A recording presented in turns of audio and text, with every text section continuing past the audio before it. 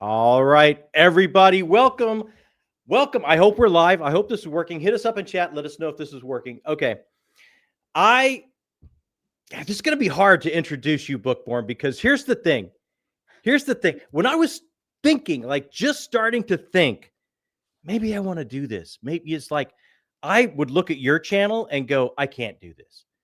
Because you like have a real channel. I have never have I done one of these where I prepared notes. I actually wrote things down. Why? Because it's you. This is the whole thing. Because you're making me feel pressure now. It's like, look, you actually have insight and things to say, and you do like this the influencer deals, like the Audible thing. The reviewers are they pulling towards dishonesty? Like these are just some of the recent ones. Like you actually research and have a point and have a thesis that you come back to. And you treat your channel with respect and your audience with respect, that you have something to give and add to them. This is just like a crazy funhouse where I just hang out and talk about what I read. So it's way more fun. Way more fun to be here. I am a little bit, I'm hoping this goes well. That's all I'm going to say. It's going to be fine. It's going to be just like you and me in my house chatting for 2 hours while we cook. That was the best. I've never had anyone use my playlist. I was walking on air for like a week and a half. You want to know? I have been using your playlist to run. Are you serious? Like very regularly. Yeah, I love that thing. My dad bod workout playlist. You're using it to run? Yes, I love it. This is the best night of my life. I mean, this is the best night of my life. I have to tell you. All right, we got to say hello to some folks. We got Dennis M. Myers. We got Dallas. So we got Jazzberry, Ariel Ray, Darko is here. Santa. Hey, Pippin is here. Let's see who we got. Todd is here. Hello, everybody. Thanks so much for joining us. Okay, here's where I want to start. Because I feel you have a real channel and I'm just like a doofus. I'm going to pull you into like an uncomfortable, what you're not known for. Okay. Brian, I'll get you the playlist, Brian. It's a great playlist. You can't know. There's no way you know those people. I know a lot of them. Oh, I know. I mean, but you're introducing me to some new people too. Yeah. Like you've got Supertramp on there. I grew up with Supertramp, and obviously Simon and Garfunkel I grew up with. You have the Beatles, you have Wonderwall. There's like some random 2000s hits in there, like Maroon 5, Songs About Jane, which is clearly the only good Maroon 5 album. So you got like stuff that I know in there. But like Jellyfish and NRBQ and Matthew Sweet, like all these, there's no way you know all these people. No, but you introduced me to Matthew Sweet. Remember, we like listened to a bunch. I know. He's one of my faves. So now I do know. I know. Thing. It's like it's me and you. We're the only. That's not true. But sometimes I feel that way. Okay. Oh, hey Daniel, how are you, my friend? All right. So I want to hit you up with your favorite movies. Oh. So we are going out of the book world. We're opening it up. Okay. And we're going to go category by category. Okay, I like this. So it should be like, I just don't watch movies a lot anymore. So all my favorite movies are going to be like old movies that I've loved for a really long time. That'll totally work. Okay, so it's got to be Ocean's 11. I haven't told you the categories yet. Oh, it's categories? I thought I just got to say movies. No, I'm going to give you categories. Okay, I gave up one. Which category does that go to? That would have to be comedy. Oh. Yeah, comedy. I guess that'd be comedy. All right, we'll get back. Okay, here we go. This is where I'm starting. I ruined it. I already ruined it. This is where I'm starting. I'm starting here. Best Bookborn creature feature, monster movie. Have I seen a monster movie? Oh, come on. In your entire life. What's a somebody, oh gosh. I haven't even seen like Jaws. Like I don't. You haven't seen Jaws? That would count. That would totally count. I haven't even seen Jaws. I haven't seen Alien. I haven't seen it. I don't know how to explain to people. Like you think of how well read I am, and then think of whatever the opposite is for movies. Plebeian. So I don't even know if I have a monster fic. Oh my gosh, you're Oh, gonna I know, take. I know. Okay, okay, Okay, ready? yes. My Neighbor Totoro. That is the worst pick of all time. That's horrible. I like Okay. actually just I'm not into monster movie. Like I can't even think of a monster movie. Like Stranger Things, does that count as like a That would monster count. TV It's show? not a Okay. movie, but I'll give you that. That's better Okay, I love than Totoro. Stranger Things. I Okay. love Stranger Things. There are definitely monsters in the Upside Down. I'll give So you here's that. let me defend this. I feel like that's the worst one, like because it could be horror adjacent, and Yeah. like I just visually cannot handle horror at all. So I just feel like anything in those realms, I just haven't seen a lot of. Okay. Well, that makes sense because I was just watching like some of your recommendations for all the different categories, and you're not well read in horror, which we will get to. No, but I read 3 horror novels this month. Okay, Yeah. I have to punt the brakes and find out what these are. I read Misery. That's really good. It was fantastic. Yeah, it's really good. What'd you I read give The it? Shining. Shining is really good too. Which was really good, but not as good as Misery. I liked Misery more. Yeah. And then I just read Fever Dream. And did you like Fever Dream? I loved it. Did you really?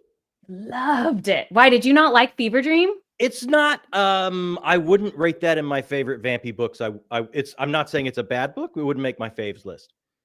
Okay. I loved it. Loved it. I can't believe you like Armageddon Rag and you don't like Fever Dream. Like Armageddon Rag is. I mean, as far as musical fantasy, like it's that's hard to do. My fave would be Utopia Avenue by David Mitchell.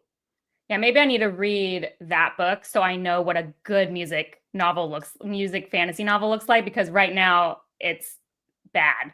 Yeah, have you ever read David Mitchell at all? Mm-hmm.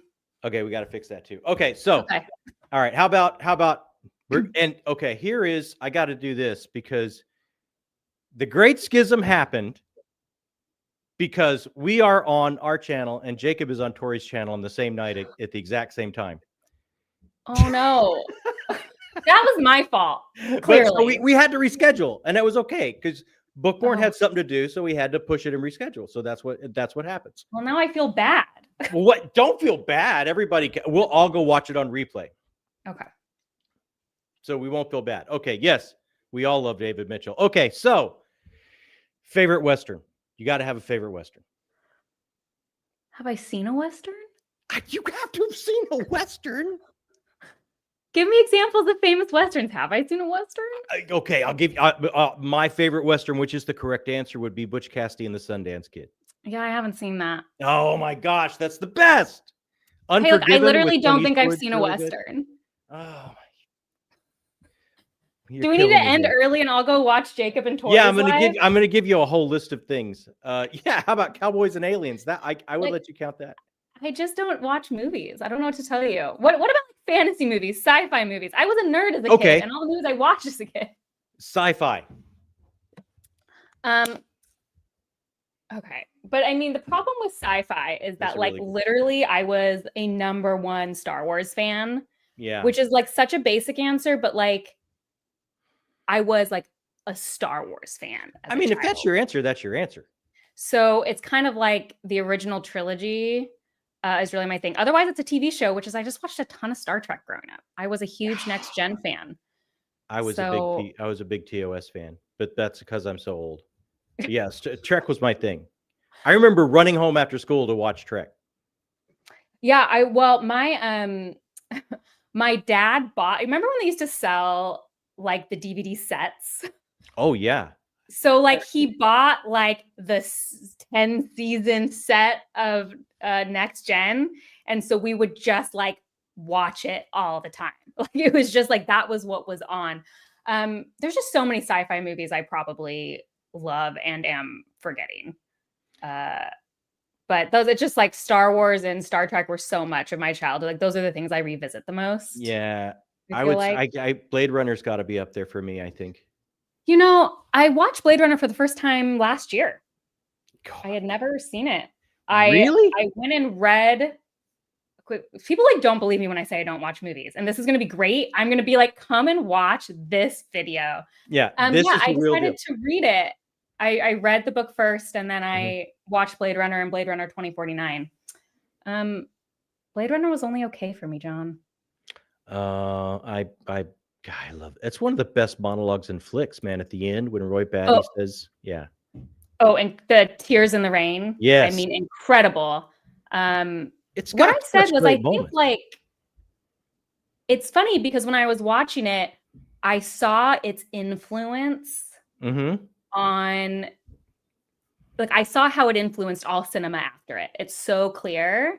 But it's one of those weird things when I've only ever seen everything that came after it, and then you go watch the original, it can make the original feel like trite or like it's copying something, even though in my head, I know it's the original. So I feel like that hurt my experience with Blade Runner because I knew so much about it. Like I knew so much cultural impact it had that I've only witnessed the impact of it before seeing the original. So, but I mean, I didn't dislike it. I feel like people are like really freaking out. Is Evie agreeing with me? Yeah, Evie's saying Blade Runner's just okay. Oh, okay. Yeah, as is McGee collects. You got a lot on your side. Okay. Okay, good. Oh, Star Trek is a space western. See, perfect. It is. My western is Star Trek. Yeah, I mean that Gene Roddenberry was trying to do Wagon Train to the Stars. That was his goal. Is The Matrix sci-fi? That was also yes. formidable for me, like as a kid watching The Matrix. Yeah, that was pretty amazing. That moved everything. That also like changed everything afterwards. Yeah, for sure. All right, how about this is going to be a hard category. We'll see if you could do this one. All right, musical. Ooh, I love musicals. Okay, all right, we got one. Are we talking about but musical as a movie or favorite musicals? I'll take either at this point. Let's see. My favorite musical movie. I grew up watching a lot of them. Oh, what were some of my favorites? Oh, it's really actually hard to choose. Like I was obsessed as a kid with Peter Pan with Mary Martin. Yeah, that's a great one. So that one's like really in my heart as a movie musical. As musical I've seen live, it's got to be basic. My life changed when I saw Wicked. I've seen Wicked a bunch of times. Oh, really? Didn't love the movie. It was fine. Oh my gosh, White Christmas. Who said White Christmas? Actually, that's the answer. I love White Christmas. No, Peter Pan is probably the answer, but I do love White Christmas. We grew up watching like Hello Dolly. That was kind of like we watched those all the time. Sound of Music, West Side Story. Oh, West Side Story. Oh, South Pacific. I was obsessed with that. Oliver. What? Oliver. Oh, I haven't seen Oliver. Oh, Oliver's fun. My sister loved it, but I never, whatever reason, saw that one. I wasn't a huge Grease fan. Let's see. I'm looking at what's in here. Grease. Guys and Dolls. That's another good one. Oh, Guys and Dolls. Definitely watch that. Right now, like, I don't know, what is it? 8 or 9 years ago now, we saw Hamilton, and now my kids are just like obsessed with Hamilton. Really? Your kids are? Well, the songs they're allowed to listen to. But my son, like, literally, like, he has 6 or 7 Hamilton songs memorized. And when I say memorized, I mean he listens to the instrumentals and sings over them. That's impressive, man. Word for word. So he's dying to see it, but I'm like, he's a little older, so we might take him. But oh my gosh, Fiddler on the Roof. Fiddler on the Roof's a great one. That's a great one. Hey, was in that as a kid. That's awesome, Carly. Fiddler on the Roof is funny because I saw that as a kid, like as a stage production, and then I tried to watch the movie and couldn't get through it. So I guess I only like Fiddler on the Roof as like a stage play. Yeah. See, here's someone. Wicked wins for all day, not even close. That is great. What about Phantom? Phantom was huge. Oh my gosh. You know, that's a good movie. Yeah, I've never seen the movie. It was good. I mean, I've seen the stage play, obviously, too. My sister, well, I've seen multiple Phantom movies, both musical and not musical. My sister was like the #1 fan of the opera stan. So I have seen every iteration of Phantom, I think, possible. So when you saw, did you see it live? When you saw the show live, who was doing the Phantom? Oh, I actually haven't got to see a Broadway version of Phantom. Oh, I've only really? seen off Broadway. Yeah, it's actually something I really want to try and catch because I've only ever seen off Broadway productions of it. Unfortunately. Yeah, the Gerard Butler one is great. I will fight anyone says otherwise. But Oh. Evie's ready to throw down tonight. She's like throwing some hot takes out here. You know, they're and all Rocky fine. Horror Picture Show, she says. I've never seen Rocky Horror Picture Show. You've never? Oh my gosh, it's so worth seeing. That's all. You just go in. Yeah. I know a lot of the music though. You know what I mean? Because it's like so in pop culture. Yeah. Oh yeah, you have to know the music. Yeah, we almost produced that one year, but then we ended up not doing. When I went and saw Phantom live, it was back when Michael Crawford was doing it. Michael Crawford is the Phantom for my sister. He's the Phantom. Yeah. So I saw him. Oh my gosh, you saw Michael Crawford? I did at the Taper Center in Los Angeles. I saw Michael Crawford do Phantom. Oh my gosh. Amazing. Oh, that just reminded me. Les Mis. Les Mis is great too. Oh, Les Mis is huge. I've seen Les Mis too. Yeah. Yeah, Les Mis is great. Yeah. So, okay, what about live theater? Can you think of the best, like that live theater experience will live in my head forever? And then we'll get to books, I promise everybody. So this is actually kind of interesting because first, I love live theater. I like see stupid small productions, big productions. I take my kids to like the kids theater all the time. Like I'm into theater. So I feel like most theater feels that way, especially musicals. Oh, that's good. Yeah. Kind of like, I don't know, when you see something live, it's like so affecting. It is.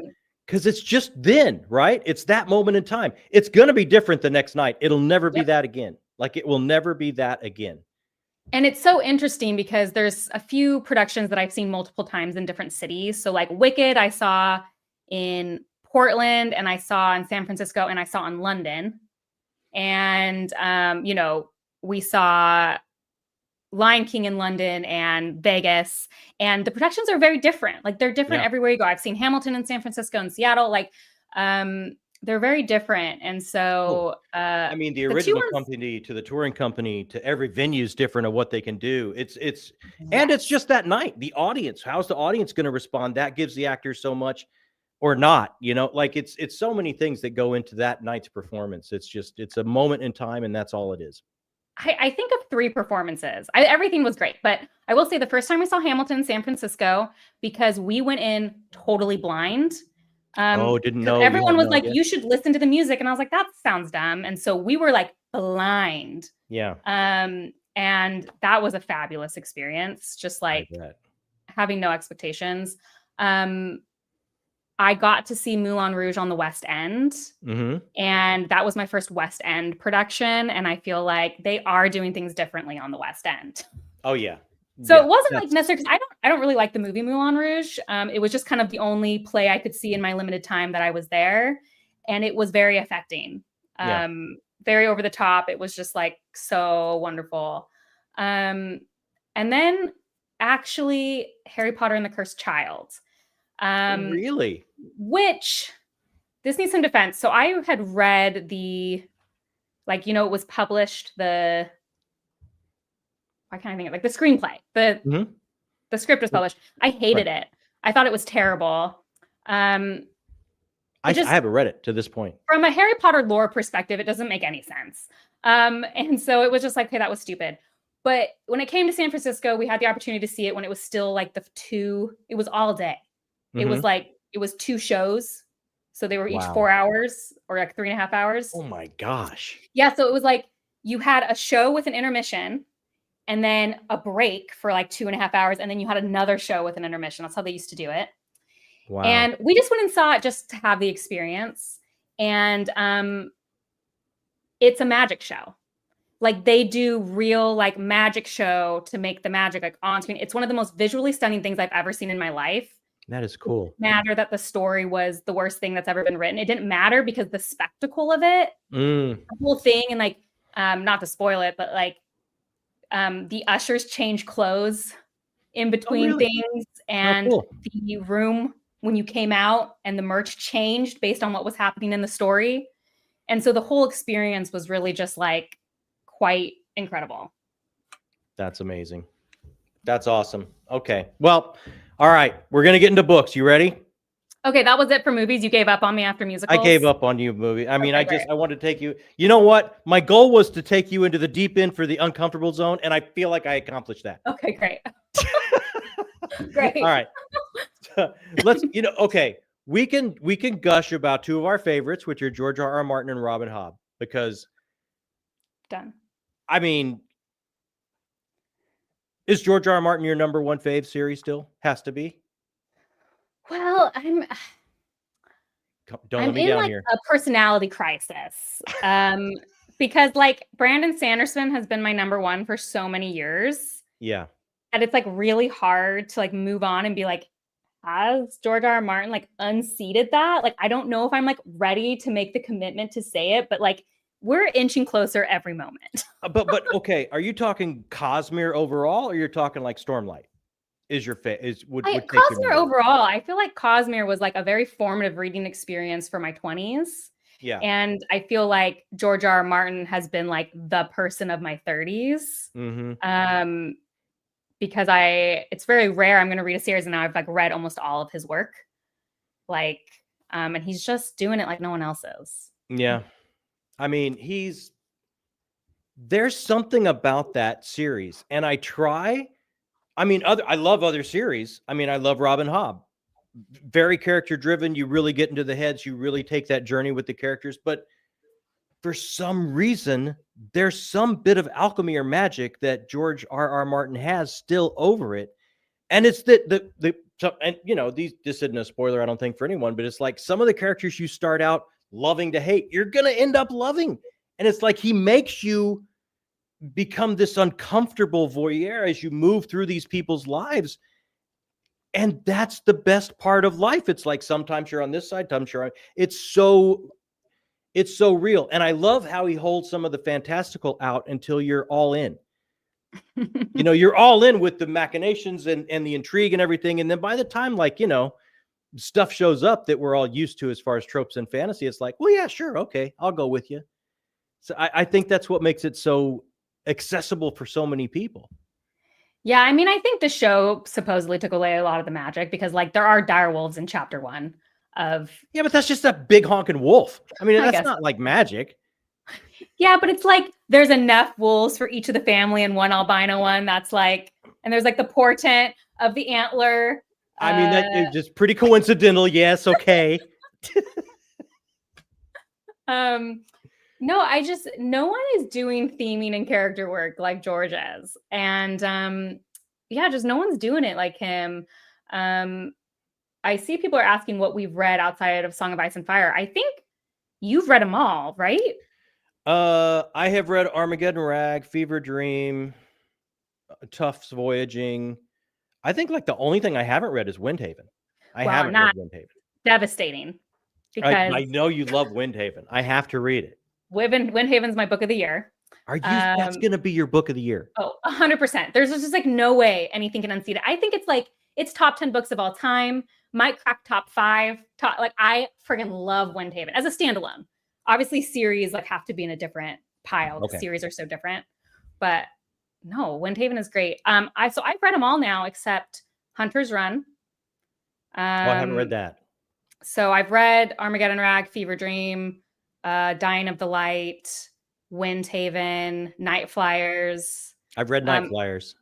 And I'm currently working through Dream Songs. So I'm working through all of his short stories. Although I've already read The Ice Dragon.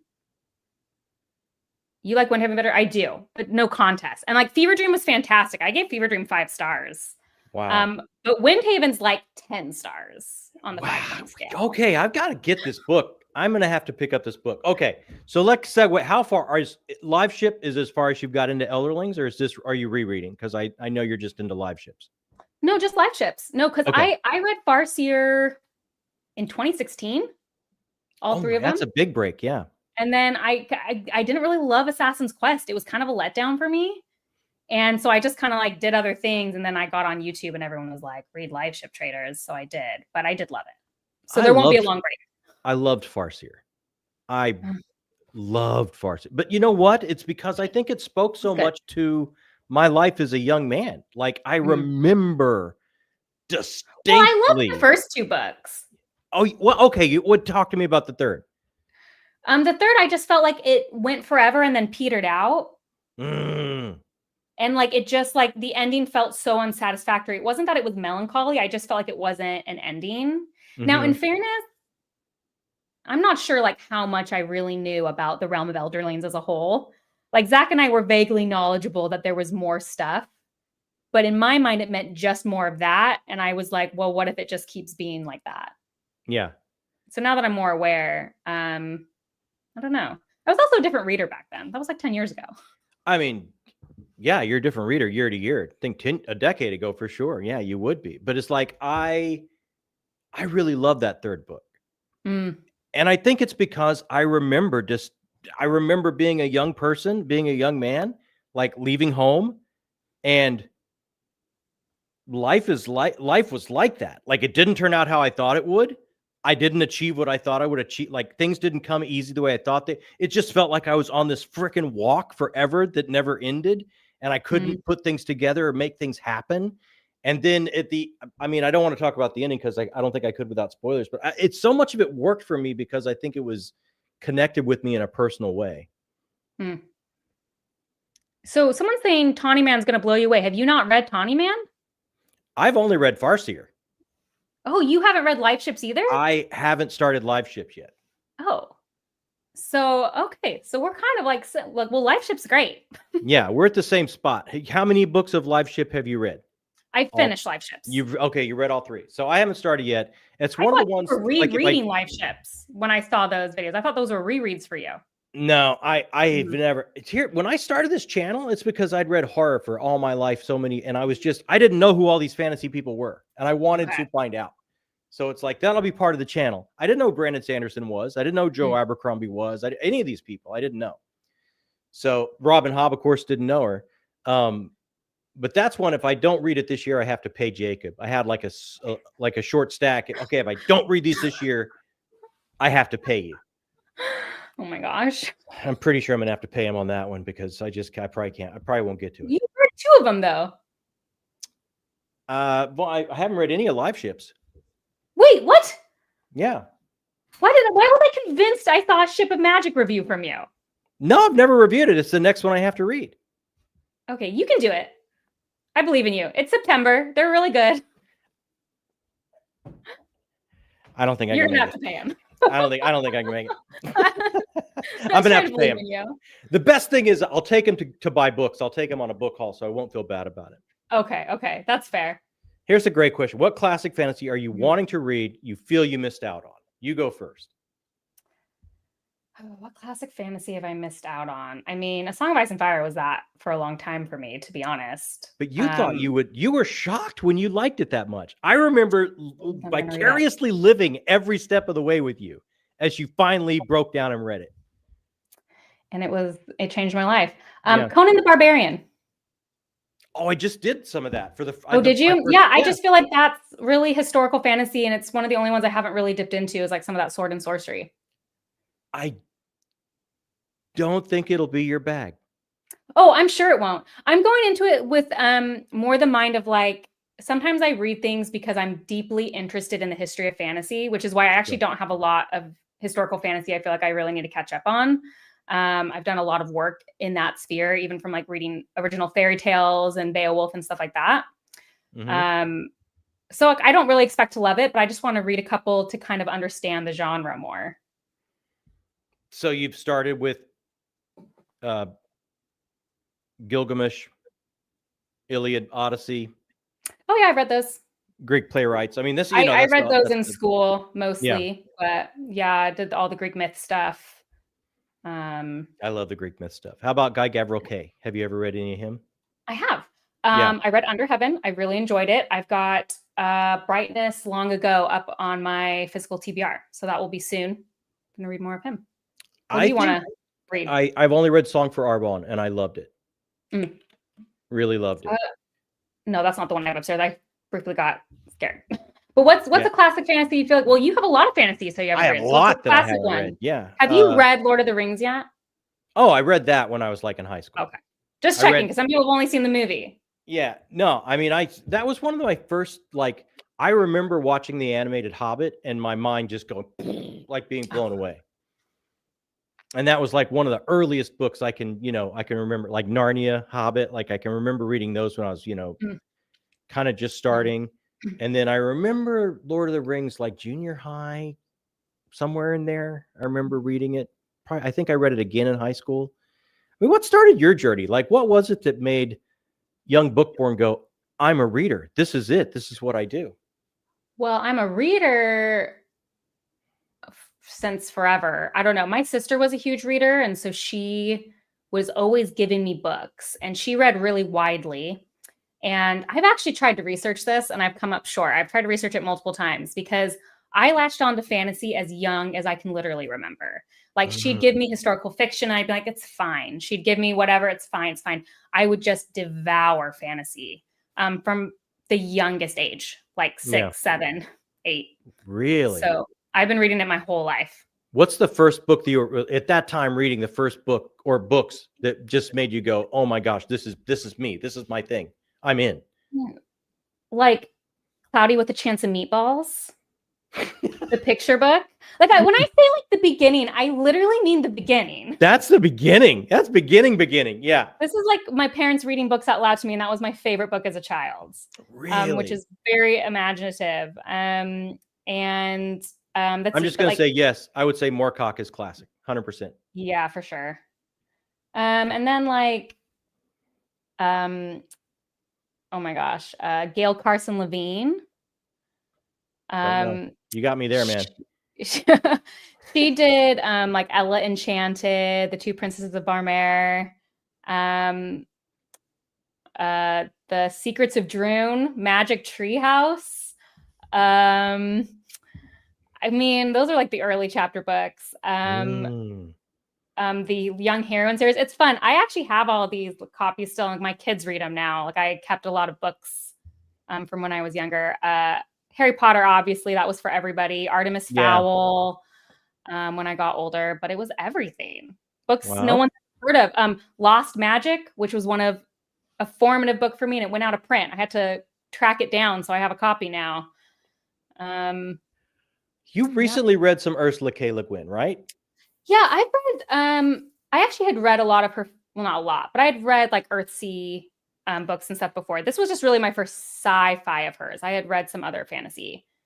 I would say for me, classic fantasy, I've not read any Ursula K. Le Guin yet. Sci-fi or fantasy yet.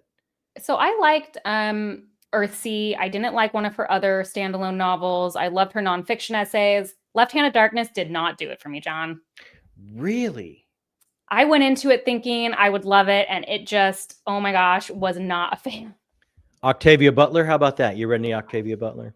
Freaking love me some Octavia Butler. Okay, what have you read of Octavia Butler? I've read 2. She's a fave, yeah.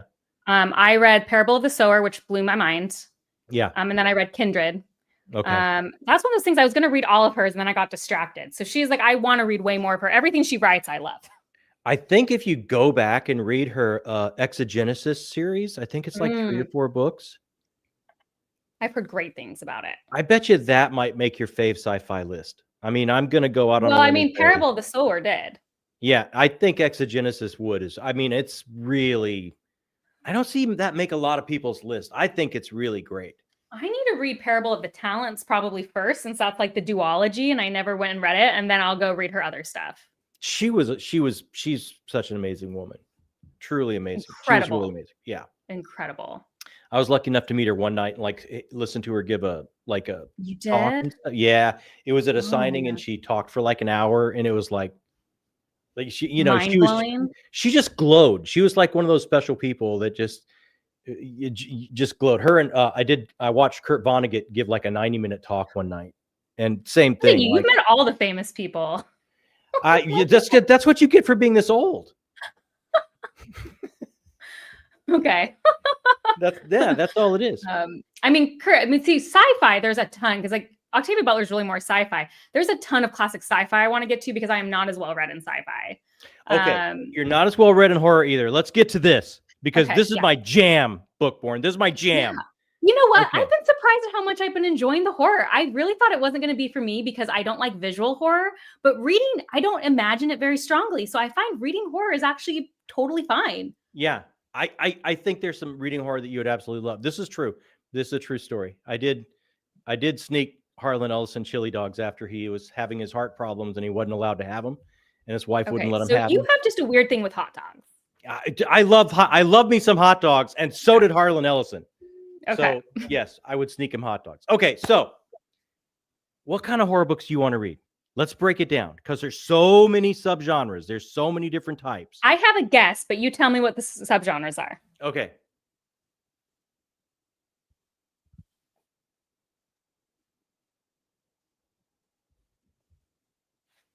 Hello? Yeah. Hello. Yeah. Can you hear me? Yeah. Okay. Did someone saying YouTube shut down? Yeah, that's what they say. Oh, is no one else chatting? That's weird. Should I check I didn't out? do anything. Should I see if we're still going? Yeah. Check and see. Let's see. Yeah, no, Q-Boy says he's here. Says you're live. Okay, we're back. All right. Well, Okay. weird. Maybe my internet dipped for a second. Sorry, everybody. That's weird.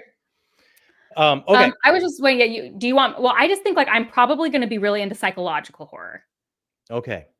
That's my guess, but I'm willing to try something of everything because you never know until you try it. Okay. Psychological horror. But what are the other subgenres? Give me some other stuff so I know. Oh, well, there's your classics. There's vampire, there's mad scientist, there's psychological, there's cosmic, there's historical, there's pretty much everything you can imagine. There's ghost story, there's haunted house, there's everything. Should I tell you the horror I've read and you can based on what I liked and didn't like? Yeah, sure, absolutely. Body horror. Because I've read that's a good one. body horror is probably my least. That would probably be the least for me because it gets too. Okay. Yeah, I don't probably want to read body horror. Like Haunting of Hill House by Shirley Jackson and was like kind of boring for me. Okay, all right. Like nothing about it really like scared me at all. Yeah, but okay. So atmospheric, not your jam.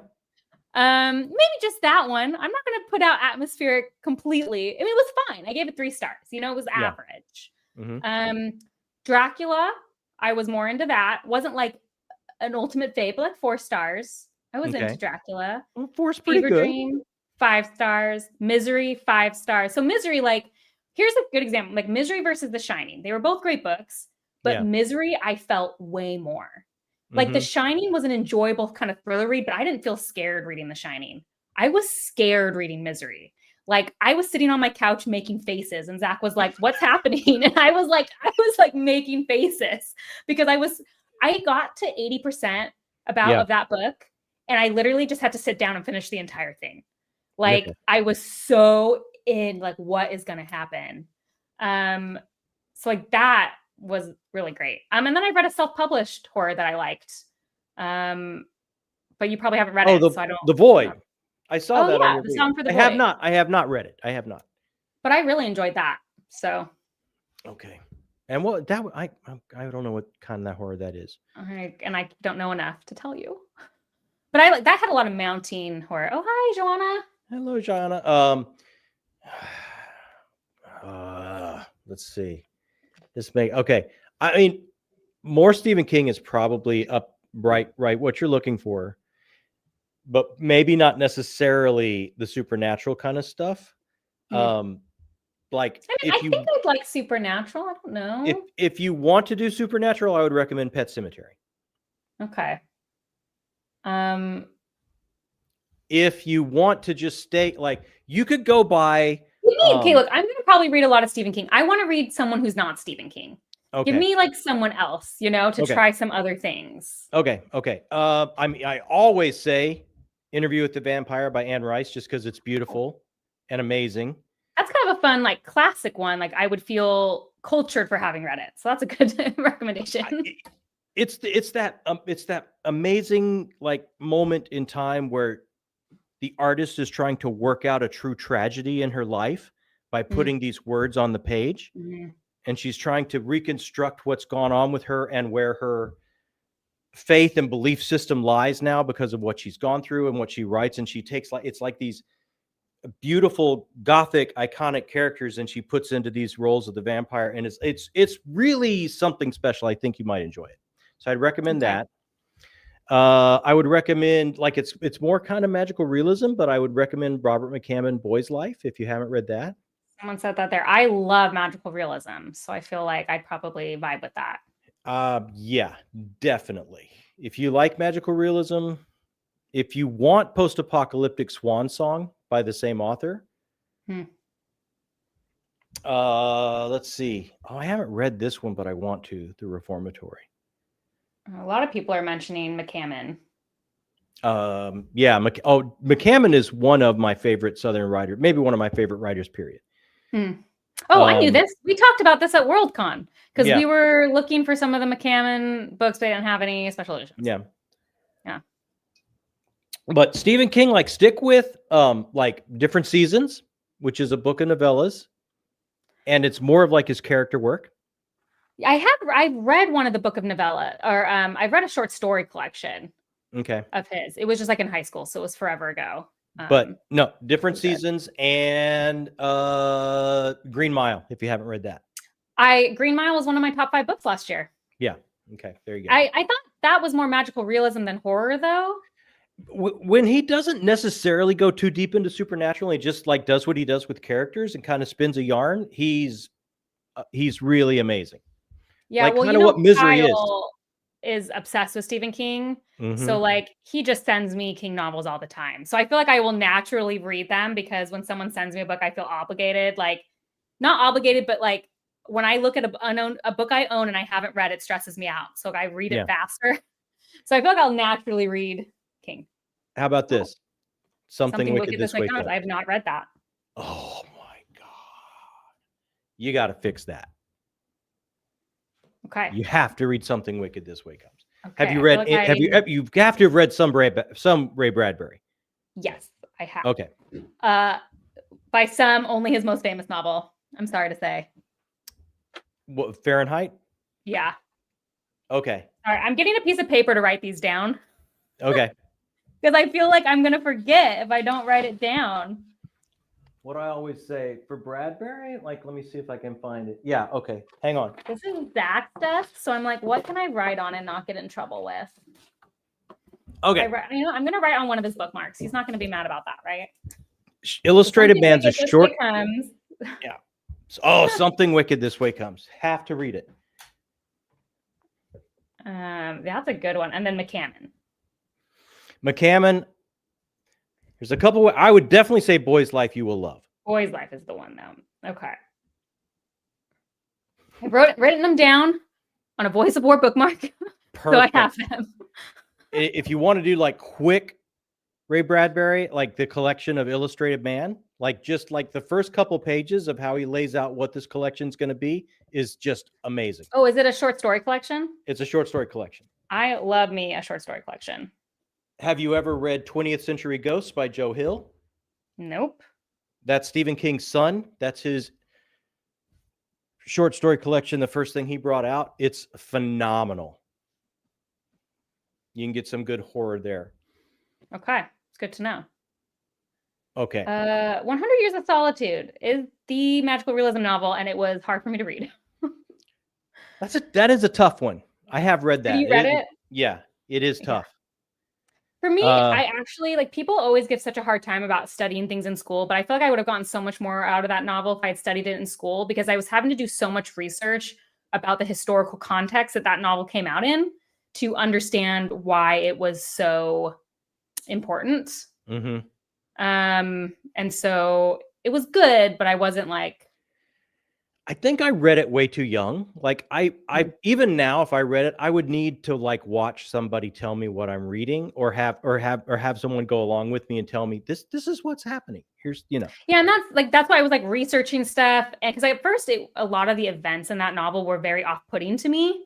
Yeah. Until I understood the historical context of why they were writing about this. So yeah, I just don't think it's like a novel you can really go into blind. That's my opinion. Unless you're very knowledgeable about that stuff. Yeah. I did. Yeah. I needed help. I'm sure I would probably still need help. That was a difficult one. Okay, here's the other category. When I was looking at your recommendations that you had not done at all, Okay. and that's romantasy. Yeah. Yeah. I don't like romance. Okay. But you Are you said you wanted a romance novel right now, John? you said you wanted to do some. Okay, I did. I said that. I want to do it from like, okay, the same way I'm going to read Conan the Barbarian. I want to do it to be knowledgeable about the situation. I'm not doing it because I expect to enjoy it. Like I'm just convinced I won't. Yeah. Nosferatu is great. That's a great one too. That's by Joe Hill as well. What I was going to say is I have not done romantasy either. Okay, well, you said you were going to recommend to me a romantasy. No, I can recommend. I was kind of into this one series back in the day, by Sharon Shin, and it's like the Angel series. I think it's called. I think the first book might be called Angelus. I'll look it up for you. But what I was going to say is, if you want to do romantasy, I will read one with you. Oh, okay. If we want to do one in February for Valentine's Day, oh my gosh, I will even let you pick it. Well, so did you meet Stacy when you were at our house? Yeah, she's got the green money pieces in her hair. So Stacy is my good friend who is a huge romantasy reader. And she knows me pretty well. And so she gave me a recommendation of one she thought I wouldn't hate. That was her words. Okay. It wasn't, I think you'll like it. I think you wouldn't hate it. So maybe I'll see if I can do that in February. Yeah. Sharon Shin's Angels came out long before romantasy was minted. But that's what it is. Like I read this way back in the day, and and I really enjoyed that series. So I'm thinking I might be, and that's Jenny Wirtz, you are absolutely right. A long time ago. What is this one that you will not hate? Let me tell you. I wrote it down on my phone. Okay. Spark of the Everflame. Who's it by? I've not even heard of this. Well, it's like a modern one. You think you and I have heard of modern romantasy outside of ACOTAR or Fourth Wing? Well, that's what I thought. I thought you expecting to have heard of it. I thought we were going to go ACOTAR or something. I don't know. Well, I mean, I would be willing. If you wanted to do that, I would also be willing to do ACOTAR or Fourth Wing. Everything I've heard is that I will hate those. Here's my thing, though. If I read ACOTAR or Fourth Wing, I will not come on here and dunk on it. I know. I won't either, because people love it and they should love it. Just if it's not for me, it doesn't mean it's not good and people shouldn't love it. Correct. I just feel like there's been a lot of elitism in the fantasy spaces about romantasy. And like, I remember being made fun of as a kid for my interests and the stuff I liked to read. And so I am not going to be perpetuating that. I'm not saying you would. I want to be careful with it. I love rom-coms. What's your favorite rom-com? There's the one we missed. Ever After. Ever After. See, you had one right away. We might be the perfect rom-coms audience. too. French Kiss, You've Got Mail. When Harry Met Sally, best all time. When Harry Met Sally. Yeah. So I love rom-coms. So I'm thinking, I don't know, maybe I am the audience for this. I have no idea. So I used to love that Angel series back in the day, and that was basically full on romance. I think it was really cool sci-fi concepts. I think so there's a few things. The one thing about a rom-com is that they're short. So I think what I worry about with romantasy in a book is that it's really long, and so there's more reasons for me to pick out issues with it. Whereas like when you're watching a movie that's so compressed, I think it's easier to get lost in the fantasy of some of the more ridiculous parts. Yeah, I'll have what she's having. Yeah, we always talk about that line. The line of the century. Oh yeah, Cushion's Dart. Like I've seen this forever. I've never. Like here's a perfect example. Mm-hmm. Have you seen While You Were Sleeping?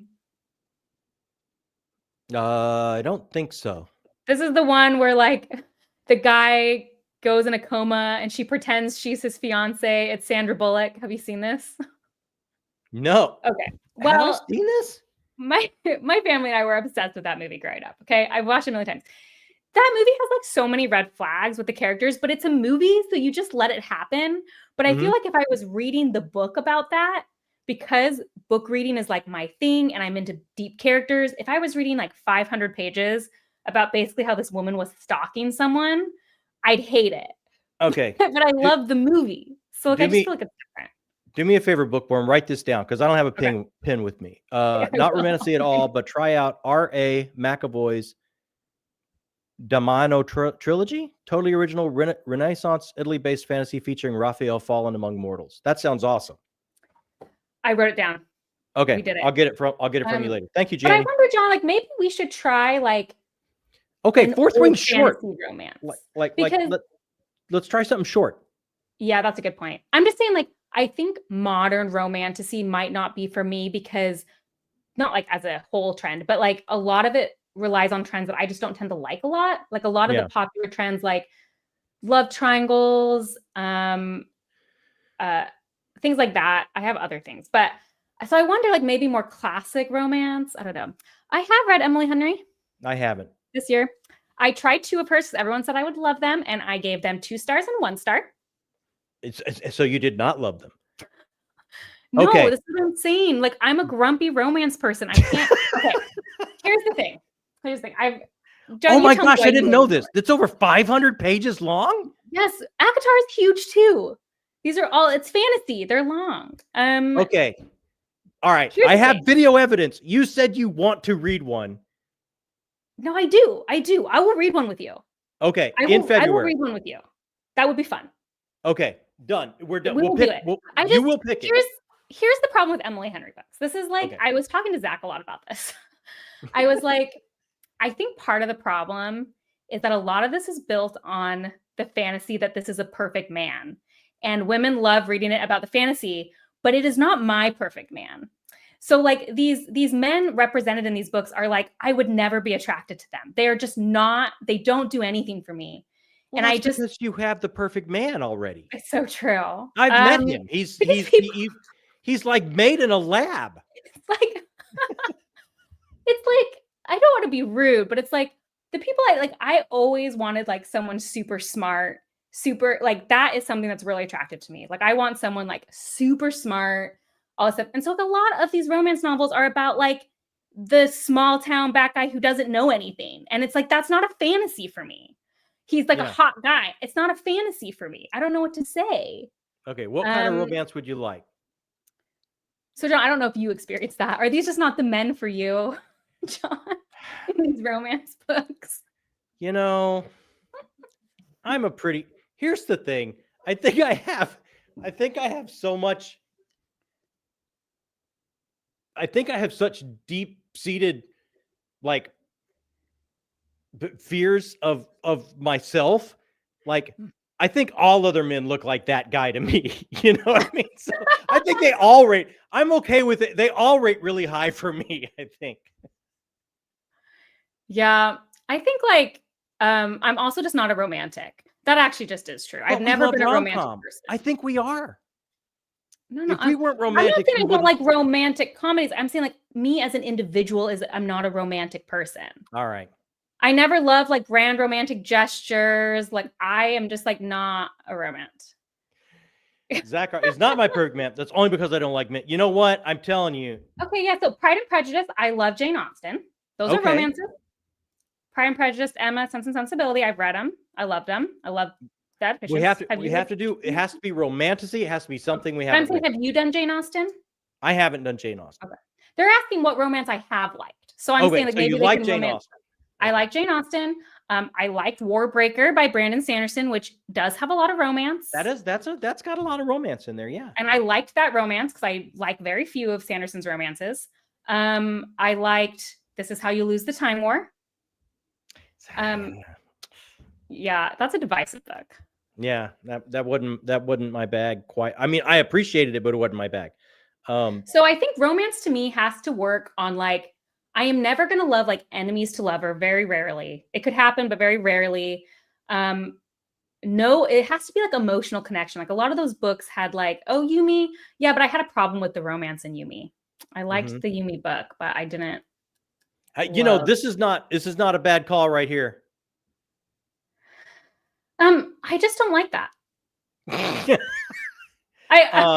All right. I'm not trying to be shady. It's just like if I wanted to get views with Fourth Wing, I'd come on here and everyone would expect me to rag on it. And instead, I want to read Fourth Wing to better understand how I can serve fantasy readers. I want to get the romantasy readers to read other fantasy. I think it's a great gateway, and I'm not going to alienate them. And the thing is any video I make like that isn't going to get any views, and that's fine because I'd rather stay on my right. And I'm not like you say, I'm not gonna dunk on it either. Even if it's not my thing, I'll find some. I'm sure I'll find a lot to appreciate. Evie, is that the one you sent to me? Elfland's you Daughter. Sent me a romantic book. I know. Laura Blake has a new one out. She's a booktuber. The Forgotten Dawn. Laura thinks I hate her book. She told me that. So well, I guess that means she doesn't want you to read it. I don't think she wants me to read it. That's fine. People know. Oh, that is the one you sent me. Okay, yeah, it's on my physical TBR. So like I'm actually really trying to get through that this year. So it'll be soon. No one, I would lose all my subscribers. No, that would be great. No one wants to see me servicing a hot tub, much less in one. So let's move on from there. Okay. Well, we will pick one and we will do it. One and Oh, Book Guy, Live Ship Traders has romance. Okay. So it does. And actually this was fun fact. I won't say anything about what it was, but it was the first time in a long time I was shipping a romance. Really? Yes, I was hardcore gunning for one of the romances in Live Ship. I got to read this book. I got to get to this book. I don't. First of all, I don't want to pay Jacob. Hey, Kronk. And second, hey, Kronk, how are you? Love you, buddy. Yes, I would. I'd have to include Rick Thunder if I did hot tub videos. Okay. Oh, we will pick one. We will do it. Or else you'll have to pay me. No, I can't pay everybody. I can't pay everybody. Okay, there's one more thing I want to get to for sure, because I think this is one of the coolest things. And here's the thing. Like when I was first getting started, like I say, I was so blown away by what you do, Bookborn, and how good you are at it, and what you put into it. And they will always say, don't ever meet your heroes or the people that you admire. And then when I met you, are the most genuine, lovely, wonderful person. I told you you couldn't embarrass me. Just one of the few people I've ever met that just truly just a lovely, lovely person.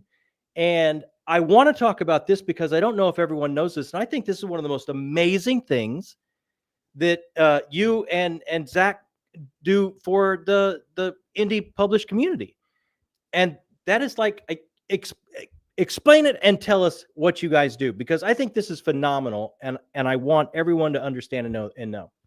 You are embarrassing me, and I just want to say that, but thank you. That's very kind words. So we run IFF, which is Indie Fantasy Fund, which is a nonprofit we put together, I think 3 years ago, to help fund indie author books. So actually, this is our 4th year, I think. The first 2 years we raised, well, the first year was just our money. So we gave out 5 grants or 6 grants, I think, $1,000 each to help with things like audiobooks and cover art and editors. And then the second year we got donors as well. So we expanded. I think like we gave out $10,000 the second year. Wow. And I think the third year as well. And the third year we just focused on audiobooks because we feel like for indie authors, like the audiobook has become like really important. So hard. So hard. And so this year we did audiobooks again. And actually we really need to announce the winners. We were running a little late because it was a really busy year. But yeah, we just wanted a way to give back to the indie community because it really stemmed from the fact that like we recognized how much money it took to get Voice of War, like an audiobook. Like we realized all this stuff, and we are privileged enough to not have to worry about that stuff, and like we could fund this hobby. And we felt sad or bad about the fact that there are people with just as good of writing and works that don't have like disposable income to really, because like the indie publishing, it matters so much more, like the face you put forward, as obviously you guys know. And so just as like a small way to try to like help a few people. And so many other people rallied around it and have helped us grow it. And it's been like so incredible to see the whole community be so generous. I mean, that's one of the things we found is like when we were figuring out how this all works, how to do it, right? Everyone is so unbelievably open and generous of their advice and time. And no one's gatekeeping. There is none of it. It's unbelievable that it's so true. That is absolutely so true. And we talked to some of the most successful and some that are just starting out like us. And it's the same across the board. And just the movement itself for people to understand.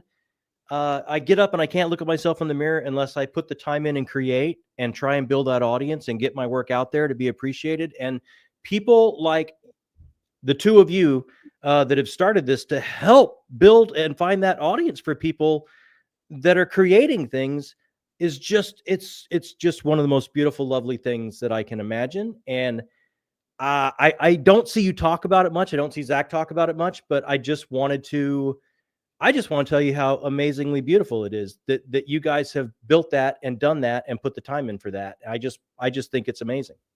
Thank you. That's really kind, but it was a whole community, you know? So we're glad people enjoy it and we're going to get to work on it. This is going to I'm going to tell Zach, like, guess what? We need to announce IFF winners. He's like, I know. like, it's been on our to-do list for several weeks, but yeah, it's been really a great experience to do that for the last few years. It's been a good experience. Well, the indie community is phenomenal. So it is incredible. Like that is truly and it's special. Really fun. I mean, you know all about this. It's really fun to be a part of that community with your family. Yeah. You know, like it's fun. Like Zach and I know so many of the same people, and being in that community together is just like a super fun thing to have in common. Is it? Your embarrassed face looks very deadpan. Yeah. You know what was an embarrassing experience was the table talks. Where do you get embarrassed? Like that was a horribly embarrassing experience for me because people were just saying nice things to me and I just don't like that. Okay. I don't enjoy it. You have to you got to explain to everybody what table talk is. That John was, I can answer that in a second. John was so famous they gave him a table talk at Worldcon. No, no. Got into Worldcon. No, everyone that was a panelist had one, not just. It wasn't everyone. I think you had to say you were willing, and we both just didn't realize what that meant when we said we were willing to do it. We didn't know what that box meant. Yeah, I just thought, a table talk. I was like, that's probably like a small. Like I didn't look it up. I was just like, sure. I didn't either. That's what I thought. I thought it was like a small thing. So, table talks were at Worldcon. Creators, you could sign up for sessions and it would just be 6 people and the creator. So like George R.R. Martin had one. We all signed up for it when none of us got it. It was by lottery. Right. It was like a lottery. But yeah, John and I were convinced like no one was showing up to ours. I was like, who's going to be here who knows me? But yeah, I just don't like being complimented. It's very uncomfortable for me. But how can you support our organization? We have a website, indiefantasyfund.com. And actually, I think you have to do www.indiefantasyfund.com. It's really annoying. And we have a way to donate on that site and a way to apply. I mean, applications are closed for 2025. Okay, but, what I'm going to do, I'm going to make sure that link is down there for everyone that comes in on Team Replay. So we'll make sure we get that added. It'd be great. And then also you can just save it for future applications. If like you didn't know about it and you want to apply next year, we will announce on there when it is. And we both announce on our social medias on Instagram, and Zach has more social media than me. So he probably says it on like X and stuff. See, Grifkin was at Michael Michel's table and he would they were one over. That's as close as any of us got. What you do is you sign up for the Michael one and then you just listen in, but that's rude. I don't mean that to you, but I think Michael told me he was listening in. You know what I mean? I met so many people that were, he was such a lovely person as well. But yeah, like these table talks, I was stunned. I thought I would be there. Well, Grifkin was going to be with me. That's how I knew I wouldn't be alone. But I thought I'd be alone, completely alone. And I had several it was amazing. It was really like it. I was stunned. I was stunned at the great time I had. No, you were the one who gave me hope because you came out and you're like, it was great. And I was like, Yeah. oh, okay. Yeah, but some of the same people were at yours, I think. Yes, the father-son were at mine as well. So like immediately when they introduced themselves, I was like, were you at Talking Stories Table Talk? And they're like, yes. And I was like, yeah, we chatted. So that was really fun. They had no idea. All right. Yeah. But okay. I don't want to keep you too much longer. I know you got so much to do. I know you got your family and everything going on, but I just want to hit you up before we go. What's left in the year for you? We got like a quarter left. What do you have that you're looking forward to pick up book-wise? Okay. So I will be finishing all of Martin's stuff by December is my goal. So I've got both Dream Songs. I've started Dream Song Volume 1. And I'm going to do Hunter's Run. I'm currently reading By Blood and Salts, which is the SPFBO winner from last year. How is that? I hear really good things. I'm like 5 pages in. So I feel I can't say, but I've heard amazing things because I've only not read 2 of the winners. I'm a part of the Champions League. I don't know if you've been following that at all. So you have to read them all. Yeah. So I just have to read the last 2 that I hadn't read just for various reasons. So I just started that. I'm trying to work through my physical TBR. It's getting lower. It's like getting lower and lower. I'm like, I think I could do it. So that'll be some Stephen King. Yeah, Stephen King. That'll be some Guy Gavriel Kay I've got in there. It'll be do Lions of Alrasan as my next Guy Gavriel Kay. Oh, is that your next one? Yeah. I think I had Brightness long ago or something up there. What was the other one? Oh, that probably means I will have to read the second book of Sun Eater, which is devastating because I get like 10 messages a day from Sun Eater fans wanting me to read that, and I have to give that to them, I guess. Well, I mean, did you not like the first book? It was fine. It gets better. It moves up. It gets better. That's what everyone says. I know. I think I'm gonna love it. Too many people who know my tastes say I'm gonna love it, but I've just been dragging my feet. I'm not sure, but I would say if you're not vibing by book 2, I would say you're cool to tap out. That's what everyone said. They like, if you read Howling Dark and it feels the same, then I'm not going to make you do anything else. So the thing about Wildcard, someone's asking, is he just an editor? He wrote for the first like 7 or 8 Wildcards, and then the rest was just an editor. Which I have read, I think, up to the first like 9 or 10. But they're like collections. So when it says, it's not like he wrote the Wildcard books. He wrote some things in the first Wildcards. So I think I'm not going to do Wildcards for now. Because here's the thing. I've been working towards, because I make everything hard on myself. I haven't done a single review on any of these other Martin books because I am going to just wait and do a video being like, which non A Song of Ice and Fire books should you read? Like that, I think is a more useful video. So that would be a great video. Yeah. Been waiting for that. And I just feel like Wildcards doesn't fit into that as neatly as the other stuff I've been reading. So it's not like I won't ever read Wildcards. Have you read Wildcards? I have read like the first 10 or 12. And here's why.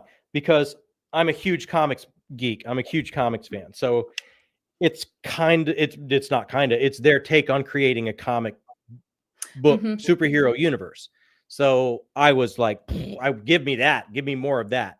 So I read up to, I think, 10, 12, somewhere in there. And then I was like, okay. It's enough. Yeah. That's a great thing you bring up as a comics person, because have you read Dream Songs? No. Okay. So he, within these short stories, because it's like collections of his short stories, he has like introductions to the sets of short stories, talking about when he wrote them and how he got into them. And one of the first essays was really about his love for and like how he got started was comics. And what I think is so interesting, so you're a comic guy. I would love to hear your thoughts on this. I mean, you're younger than George R. R. Martin, though, but yeah, you are by quite by a lot. Yes, you are.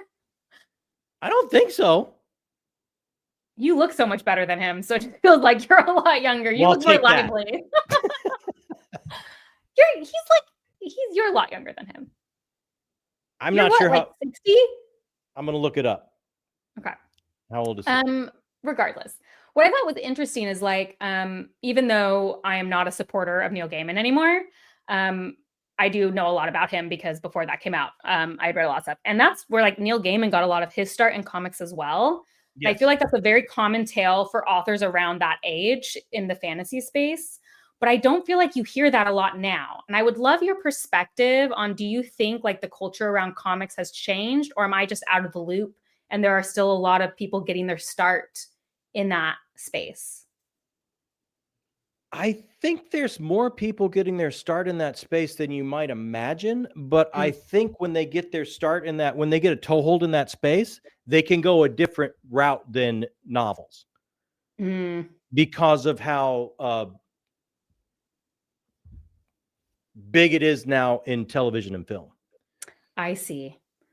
So it's just not maybe funneling them the same direction. I don't think it funnels them so much into prose. It's like, like Tom King, who's pretty big writer for DC now. He's like doing, scripts for the new Mm. DC movies and things like that. So I think people get a toehold in a start, but they might go a little bit of a different direction. It's an interesting thought. I mean, Neil Gaiman definitely got his beginnings there with like the British comics, and then getting Well, I mean, he involved just with had in his nonfiction work, I mean, he just talked so much to the comic communities and like just yeah. talked a lot about um yeah, that community. And like, how is the like, I've never been into comics. So like I don't know the culture around it at all. Like, is it still the culture where kids are going to the corner and buying them? I just feel like they're so much more expensive. Like when I read these stories of like, oh, you could go buy them for a quarter. And so I'd go after school and I'd buy the comics. Like it doesn't feel like that culture could exist now. No, it can't. Now they're $4. It's like $4 for a comic now. Yes. Yeah, We have a comic book store that's local and they sell books too. So, or graphic novels. So we go in there a lot to support them and they're expensive. yeah, they absolutely are. It's a very different vibe. It's become a very different thing. It's much older readers, That's what I was and going to ask. yeah, because kids can't. It's not like they got a couple extra quarters they can come in and get a comic. It's like it's a different thing. It feels like, especially because there's less free wandering Mhm. of, oh, that is true. You know what? I was a huge e-comic reader though as a kid. Were you really? That's Yeah. where a big part of the market is now. Like you pay, like it's like a streaming service. You pay a certain amount, and either Marvel or DC, and you get like all the stuff like to your Well, yeah, when I iPad. say e-comic, what I mean is like random people on the internet who were doing stuff for not money. Like just like they were posting stuff like once a week and I would go and read it once a week. A page would be put on once a week. Like I got really into that in high school and there was like 8 or 9 I was keeping up with. Yeah. Wow, this is a tough question. That's a great question. I have to I'm put. gonna pick your brain about this more, just by the way. I have to put a lot of thought into that. But I mean, I love comics. This is what I love about comics. To me, it's like it goes back. It goes back to the roots of storytelling. Like if you really go all the way back to storytelling, to its verbal tradition, and then to paintings on a cave wall and pictograph storytelling, and then you trace it through Mesoamerican Egypt and all the. It's like it's the most collaborative form that's got its kind of foot in the visual medium, but it's not quite a movie. And it's like it's these ongoing, never-ending stories of these morality tales. It's somewhat like a Greek parable or the Greek myth that used to be, except the pantheons now wear lycra and they stand up for truth, justice, or things like that. But I mean, if you really look at the DC heroes, you look at the Trinity, which is Superman, Batman, Wonder Woman, you're really just looking at Zeus, Hera, and Hades. You're it's an ongoing pantheon, an ongoing morality tale, and it's so many people are subscribing to it. Now look at all the movie tickets that are sold. I mean, this basically speaks to us on some type of level where the sands are shifting so much under our feet that we want that good and evil, black and white morality tale that we can sink our teeth into and find it some type of comfort story to us. So it harkens all the way back to the roots of storytelling. It's like there's a lot of magic there in comics, big time. Yeah, that's super interesting. How that shifted. Yeah. I need to look into that. I'm fascinated by that whole and how that culture has changed. So do you feel like less kids are reading comics now? Yes. Okay. That's how I feel too, but I didn't know if that was I feel true. like less kids are reading, period, right? I mean, everything is in their pocket. Everything lasts 15 to 30 seconds. And it scares the life out of me when you really start to think as a creative person, as a creator, it's like, where's your audience of the future? Because it's the brains are becoming rewired in a truly different way. We're going to have to tell stories completely, which is, one generation to the next, we always do. But I mean, look at movie ticket sales, look at book sales, look at comic sales, look at all of the types of storytelling that we've had for generations. They're not doing great. Yeah, movie sales are down. That's kind of an interesting one though, because it coincided a lot with COVID. Oh, it absolutely does. Right. It coincided a lot when then people just stopped going out. Mm-hmm. Yeah. I mean, See movies in the theater. And even now it's like, if I wait 5 weeks or something, I can sit on my couch and be comfy. Yeah. But there's experience. I'm an experienced person. So, sometimes the experience of the thing, although I don't watch movies. So I'm the wrong person. I'm not contributing to movie tickets. I had to go see Superman. There's some I have to go see, but I used to see minimum when I was younger. I would go to 2-3 movies a week. Yeah, but it's also like, I feel like I saw a lot more movies in the theater when I was younger, maybe because my dad liked the theater a lot, but also like ticket prices. Oh yeah, like, it's a different things game. are just really expensive. Like if I'm going to go take my family to see a movie, we're like $20 a ticket in Seattle. Yeah.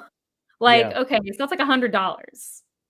Yeah. And then by the time you buy, your snacks and stuff, unless you sneak in some Costco Raisinets or something. I mean, that is what you do. I'll be the dealer for everyone. I keep saying this, but one more thing. You have to hit me. How much do I have to watch Andor season 2? Because I liked season 1, but I had a serious pace problem with season 1. Well, let me tell you, John. Okay. You will also have a pace problem with season 2. Okay. That's what I thought. That's what I thought. That doesn't make it not worth it. Here's the thing. I will say, like, from my opinion, you know how they did like mini arcs? So like it was like 3-episode arc, 3-episode arc, 3-episode arc. The first 3-episode arc is the weakest, in my opinion. Like, so I feel like if you watch it, you're gonna be but the ending is so worth it, John. Like really? It's so worth it. I was getting chills. Like, it's so good. And you know what, John? If you're so worried about people's not attention span going down, then you should practice having a long attention span and just like watching Andor season 2. You just made me watch this series.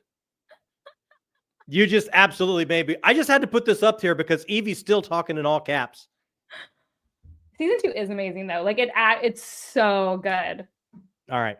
I will. That calling me out like that. Did I guilt you into it? You absolutely just told me to shut up, old man, and walk the walk and watch the damn show.